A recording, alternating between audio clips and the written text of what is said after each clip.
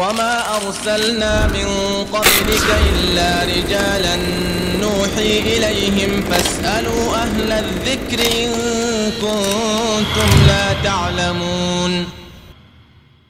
Assalamualaikum warahmatullahi wabarakatuh. Saudaraku yang dimuliakan Allah Subhanahu wa taala, kita semua membutuhkan berdoa kepada Allah Subhanahu wa taala. Karena doa akan menampakkan perendahan diri seorang hamba kepada penciptanya. Sungguh Allah telah memerintahkan kita untuk berdoa. Allah Subhanahu wa taala berfirman, "Wa qala rabbukum ud'uni astajib lakum. Innal ladzina yastakbiruna an ibadati sayadkhuluna jahannama dakhirin." Dan Rabb kalian berkata, "Ud'uni, berdoalah kepadaku. Astajib lakum, niscaya akan aku kabulkan. Dan sesungguhnya orang-orang yang sombong dari berdoa kepadaku, dia akan masuk neraka jahanam dalam keadaan terhina." Saudaraku kaum muslimin, Allah memerintahkan kita berdoa karena di dalam doa terdapat keajaiban-keajaiban. Keajaiban doa yang kadang-kadang kita tidak merasa bahwa ternyata itu kita dapatkan dari urusan keinginan hajat-hajat dunia, kita dapatkan karena berkat doa. Maka apabila ada yang bertanya, apa sih keajaibannya doa? Yang pertama, sadarilah doa itu adalah ibadah. Karena dalam ayat yang tadi baru kami bacakan, innal ladzina yastakbiruna an ibadati, sesungguhnya orang-orang yang sombong dari beribadah kepadaku. Maksud ibadah di sini adalah doa. Dia adalah orang-orang yang akan masuk neraka jahanam dalam keadaan terhina. Maka doa ibadah. Rasulullah SAW juga beliau bersabda, ad-du'a'u huwal ibadah. Doa itu adalah ibadah. Karena di dalam doa kita beribadah menunjukkan kerendahan diri kita. Di dalamnya terdapat perendahan diri seorang hamba kepada Rabb. Dan ketika Anda berdoa karena dia ibadah, maka pahala akan Anda dapatkan. Ini keajaiban doa yang terkadang kita tidak sadar bahwa ternyata permintaan kita itu ibadah. Acap kali kita berdoa, acap kali pula kita akan dapatkan pahala. Doa ibadah. Keajaiban yang kedua, setiap doa yang kita panjatkan pasti dikabulkan oleh Allah Subhanahu wa taala. Karena Nabi kita beliau bersabda, "Ma min muslimin yad'u." Tidaklah seorang muslim dia berdoa kecuali akan diberikan 3 perkara. 1, dikabulkan doa permintaannya. 2, dipalingkan dari keburukan. 3, akan disimpan di hari kiamat. Ini berarti setiap doa-doa kita pasti mustajab. Dan bentuk dikabulkan 3 bentuk.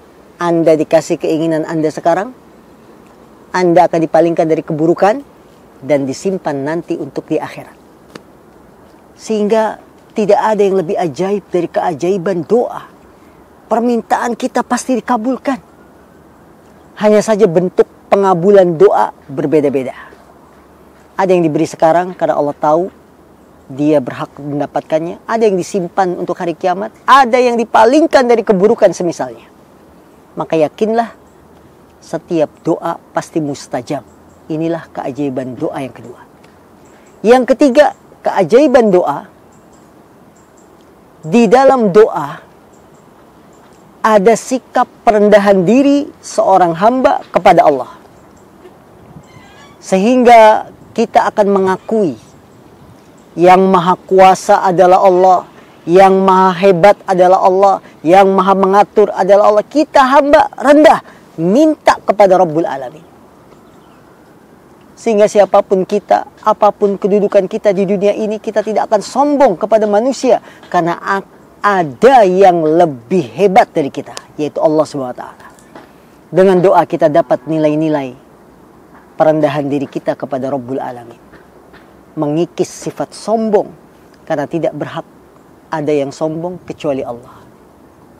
Yang keempat, keajaiban doa.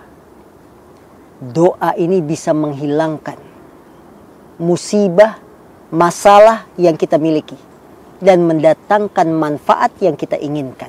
Allahu Akbar. Rasulullah SAW bersabda, la yaruddul qadar illa doa. Tidak ada yang bisa menolak ketentuan Allah kecuali doa. Maka menunjukkan bahwa doa itu bisa menghilangkan bahaya, mendatangkan manfaat. Karena tidak ada yang dapat menolak ketentuan Allah kecuali doa.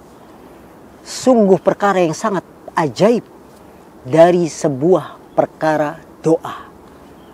Keajaiban yang tidak tergambar, bahwa ternyata doa bisa menolak takdir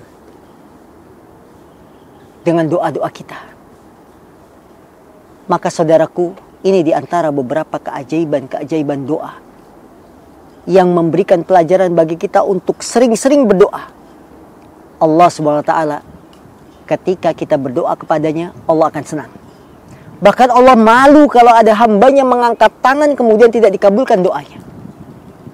Tapi saudaraku, kalau kita minta kepada manusia, semakin sering kita minta, dia akan semakin keberatan. Tapi Allah Rabbul Alamin tidak.